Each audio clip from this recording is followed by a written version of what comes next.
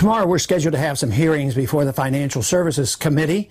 We're to talk about the TARP funds, the additional $350 billion now being requested from the Congress.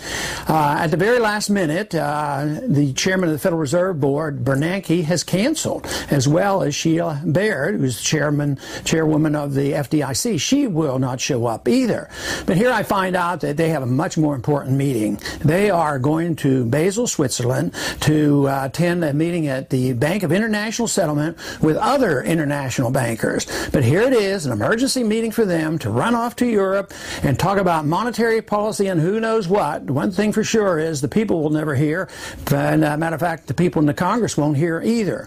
But we do know that at the very last minute, Congress meant nothing for them to meet their commitment. But this isn't the first time. They were both scheduled to meet before the Financial Services Committee last Wednesday, and they canceled at the very last minute. But we will have the vice chairman of the Federal Reserve Board come, and the assistant to Baird, he will come also tomorrow, so there will be some type of hearings. The discussion is going to be the $350 billion now about to come from the Congress. And there's a little bit of a contest going on right now. You know, originally the $700 billion was given to the Treasury with hardly any strings attached, and Treasury has free reign. And there's been complaints about that, rightfully so.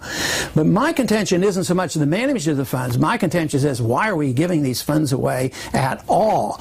But now there's a contest going on between the Congress, led by the chairman of the Financial Services, Barney Frank, versus what Obama might be wanting to do and what the Federal Reserve wants to do and what Treasury wants to do. And with the administrations changing now, there's a lot of contest on who gets to spend the money. So we will see what will happen. One thing for sure is the American taxpayer is going to come up short. But, you know, we shouldn't really be surprised about what is happening here, because just last week, many of you have heard about the bill they brought up all of a sudden on Gaza. That bill came up without any announcement. I'm on Foreign Affairs Committee. It was never brought up before the committee. The night before I went home, which was Thursday night, I had not heard that this bill would be brought up. At the very last minute, late at the night, it was decided it would be brought up as a suspension bill, and also that the opening time for Congress would not be 10 o'clock but 9 o'clock. Now you say, well, maybe this is just for convenience. Well, the convenience is they didn't want anybody like myself to get there on time and demand the 20 minutes in opposition, because they know I would have objected to having both sides agree to this and rushing it through without any real discussion. Fortunately, I heard of it the very last minute, and by racing to the House floor, I was able to manage 2 minutes of the time.